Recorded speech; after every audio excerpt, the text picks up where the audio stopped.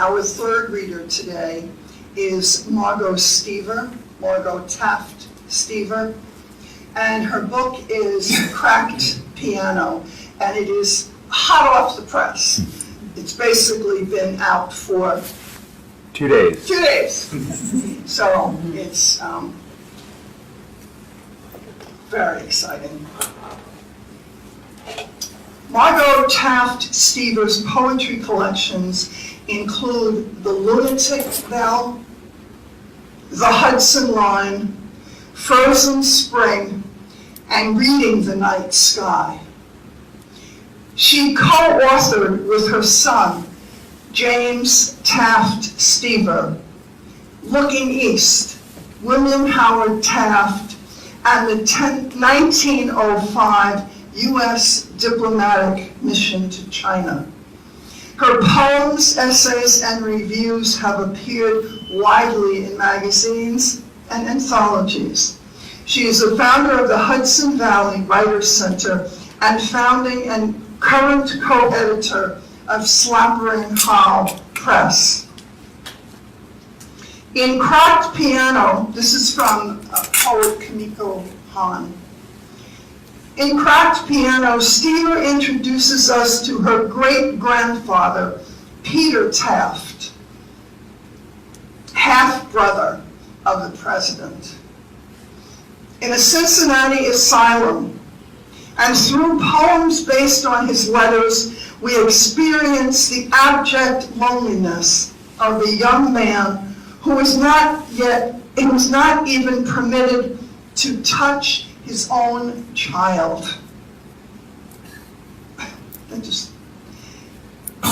That he was probably wrongly diagnosed and treated with medicine that we now consider poison is as captivating as it is heart-wrenching. Please welcome Margo Stever.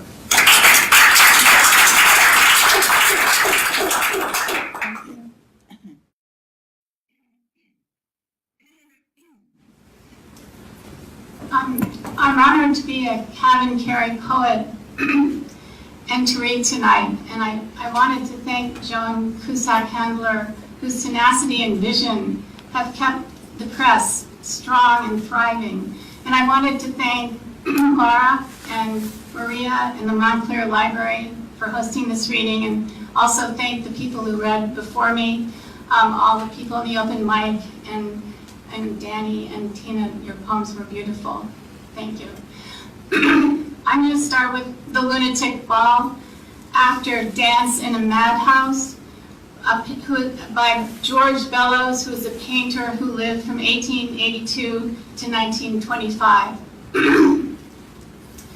Furious dancing gives way to screams. 5 men stare ghoulish at the wall. This is the lunatic ball. The best student Yale had ever seen. 3 months after graduation, typhoid, brain swelled inside his skull. They dosed out calomel. 5 ghosts appeared in a mercury dream. Headaches unbearable. This is a lunatic ball. Married 1 year, baby the next. His wife filed for release. The medical textbooks he gleaned, futile, endless stall. A woman names her baby doll Christ, lurches, leans. A building in an earthquake, then she crawls. This is the lunatic ball. 1 man plays a flute, calls himself Faunus. Another uses an invisible latrine. Attendants haul out a wild man in a straitjacket on a wooden beam. A woman growls like a bear. This is a lunatic ball. Behind a glass wall, well-dressed spectators riveted sit amused, looking at them, looking. The patients know they are through. Spectacled men sport great coats, and laced up women make jokes in the shimmering hall. They used to actually have lunatic balls, which you all might already know, and sometimes they did invite spectators. Several of the poems in Cracked Piano are found poems created from the letters of Peter and of the hospital superintendent, W.S. Shipley, to Peter's father and mother and Peter describes in the next poem his existence in the insane asylum. He had actually graduated from Yale as valedictorian, and even he was called the best student Yale had ever had because everyone took the classics. And I guess there was a score and it was in the paper and everything. And 3 months after his graduation, he got typhoid fever and almost died. And then he ended up in an asylum after he got married. And this poem is titled Crack Piano. Cincinnati Sanitarium, private hospital for the insane, April 2nd, 1878. Dear Father, I am alone this evening as every alone. An artist of imperfect mind is endeavoring to extract harmonious discord out of a cracked piano just at my left. Life here is of the plainest, I might say, of the hardest kind. Last Sunday, Mr. and Mrs. John Whetstone came to this institution to see her brother, but Mrs. W. spent some time on this floor. She stayed all night Sunday and until noon Monday. Her visit was a godsend to me. Tell Tilly I have enjoyed the fruits and preserves. Tell Tilly that it hurts me to write her, but if she will come and see me, it will do me more good than anything that could happen. My foot is sore and needs a healing application. Each patient has a separate room with a carpet, a bed, a table, a washstand, a box, and one chair, but no gas and no candles. There are 2 tables, one for the same portion of this community, one table for the patients, the other for the attendants. At the head of the patients' table sits Colonel Passot, who is never guilty of 2 consecutive ideas. He is moreover quite dirty. On his right side sits your son. On Colonel Passot's left resides a Mr. Williams, who cannot articulate so as to make himself understood. He consists principally of hair. Next to him sits his special attendant, Mr. O'Brien, and on the right side of your son rests a small German, the Duke, with whiskers and eyeglasses. He is constantly saying things that strike him as witty, and he laughs. He is a good deal of a fool. On the table further down sits Mr. McNeil, the tormentor of the piano, and a Mr. Gillespie, who has been here for about a year. He is going away in May. The latter has privileges to go out without attendant.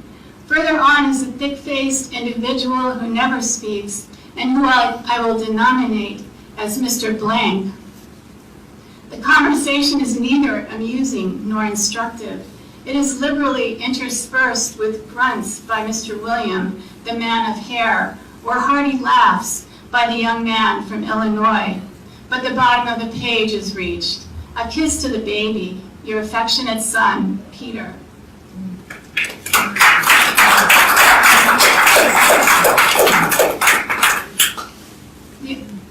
Well, the only thing that probably needs to be referenced about the next poem, and many of there are a number of found poems made from letters, but most of the poems are poems that I wrote, and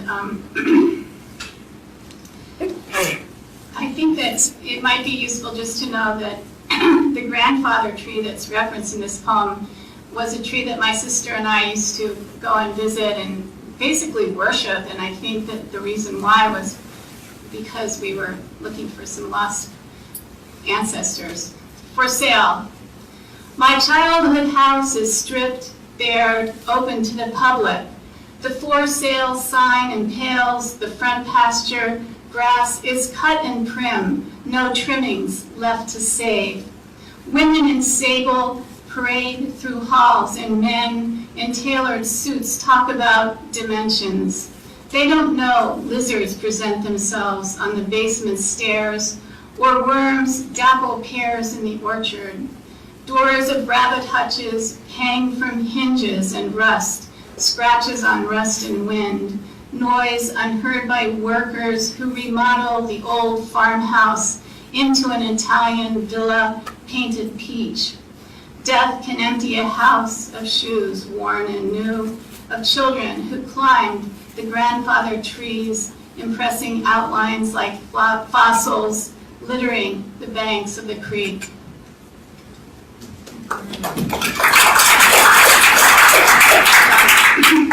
I think it's important for us to remember that it's spring, and I wanted to read one paean to spring about a field of daffodils that I knew when I was a child. Wind innuendo. So small she cannot talk, the child sits in a field of daffodils. Her face, held close to the blossoms, turns slightly yellow in sunlight. Pollen grinds into her hands, stems tickle her backbone, thread into her skin.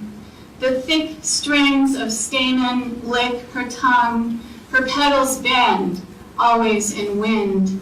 To the insects that enter, each movement is innuendo.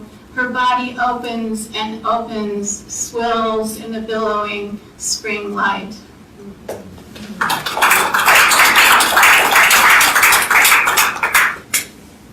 One of my former brothers-in-law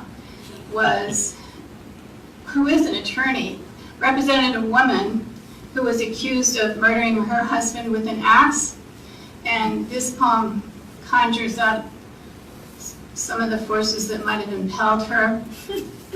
Splitting wood. It was the thought of his entering their infant's room that drove her.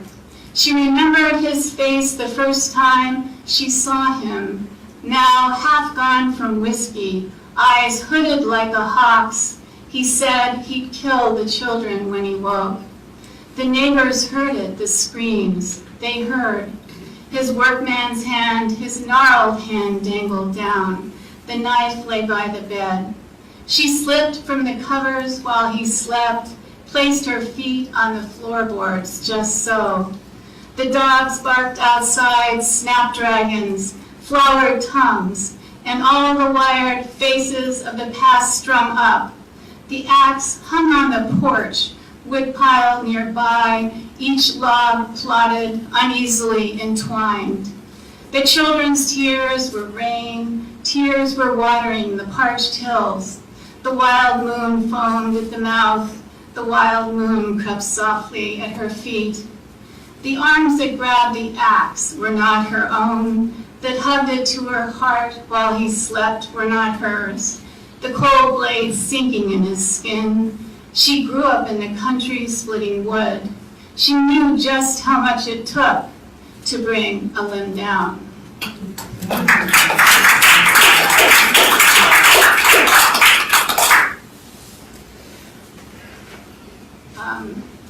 Actually, more than a decade passed before I could write about my mother, and the next poem is both an elegy for her and also for nature itself.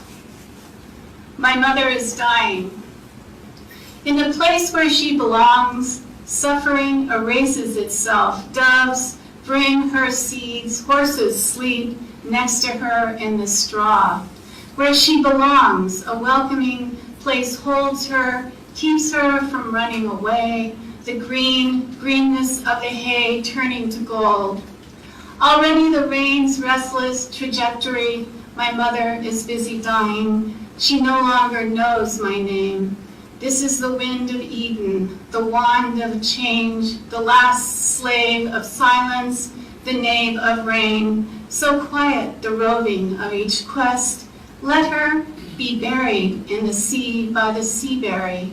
At the briar rock, the fossil chamber, a lone, blown roadside stray, the flown, restless, wayward ringing, bells clang, ocean's downcast rolls.